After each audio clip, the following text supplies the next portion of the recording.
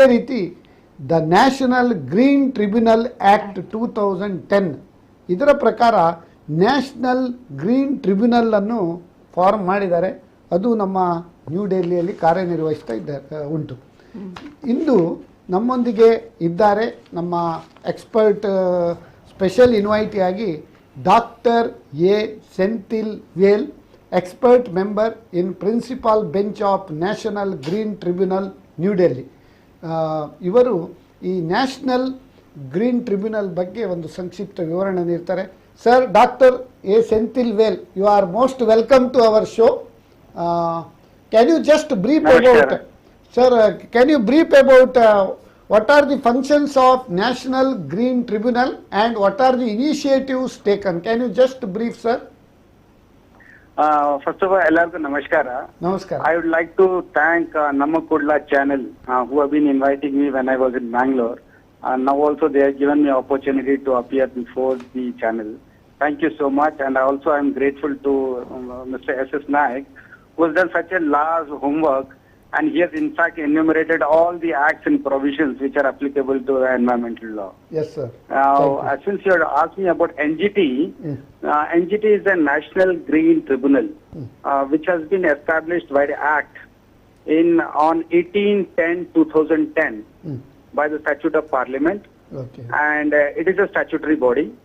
It basically deals with 6 notifications or acts, which is the Water Act, Air Act, Forest Act, Environment Protection Act, Biodiversity Act, and Public Liability Insurance Act. Now, all the 7 acts that is in the framework of the National Green Tribunal. We cover almost every part of the environmental aspect, which is within the jurisdiction of this country. And National Green Tribunal, that is a principal bench which sits in Delhi. We have got a judicial member, a chairperson who is a retired Chief Justice of Supreme Court, and we have got retired justice from the high courts and expert members. So this is one of the very unique bodies in the country where we have got the judicial member and also the expert member. And apart from the principal bench which sits in Delhi, we have got a bench in Pune, Bhopal, which is the central zone. Western zone is Pune.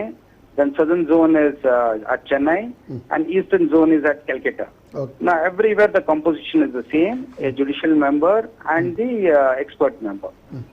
Now, the regions are also demarcated based on the judicial members and the expert members. Each bench looks after the particular jurisdiction and covers all the environmental aspects. We receive the environmental applications through advocate as any other court, as a petition, we receive it. Or we also take paper petitions, which is based on just a writing in any language. Any person in the country can write just a letter saying that this is the environmental problem that is being faced by them or that community or that village, whatever. We take them on board and we file the cases. And also we also have got the powers to take suo motu. That means whatever appears in the newspaper or any radio item or anywhere we come across some items which is of public importance and causing major environmental issue, that is also taken on board and we file, and we call for various information from the requisite agencies. Now, these are the aspects which we take in while taking up cases, and till today we have taken large number of cases and we have given judgments on various aspects. And some of this most important aspect which the country is now facing is, as you all know, is the pollution part. That is the pollution from the sewage, which is generated from urban and rural settlements. And solid waste is another serious issue, which is piling up day by day. Then, of course, plastics is there. Then biomedical waste is accumulating. Then industrial pollution is one of the most hazardous things. But it can be controlled, but there are a large number of industries, even in Bangalore we have seen this, which emits lot of effluents in the waves on the land and the groundwater and the oceans, which spoil. Now, finally, what happens is the environment is getting affected, and so is the human beings and the biodiversity. Now, if the biodiversity and the environment is not properly protected, then the final outcome or the result is on the biodiversity and the human health, which is now being seen. Now, the NGT acts in a judicial manner. We give orders, and these orders are to be enforced by the concerned agency. Now, just to give you an example, in Mangalore, we have taken up cases of sea and river pollution in Falguni River, illegal sand mining, which is going on in such a large extent in Mangalore.